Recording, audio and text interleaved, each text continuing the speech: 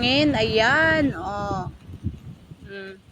Medyo maglalakad na naman kami papunta ng restaurant para kumain. Ayan. Oh. Ayan ang lola nyo. Yan ang mga habit ngayon. Gawa ng nasa bakasyon kami ng aming mga boss kasama ng mga bata. Ayan. Kaya medyo tignan. Lakas ng hangin. Oh.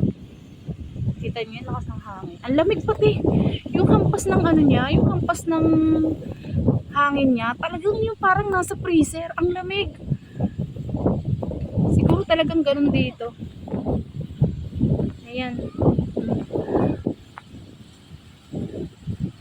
Medyo pagod, walang pahinga, pero okay lang kahit pa paano. Nag-enjoy naman ang lola.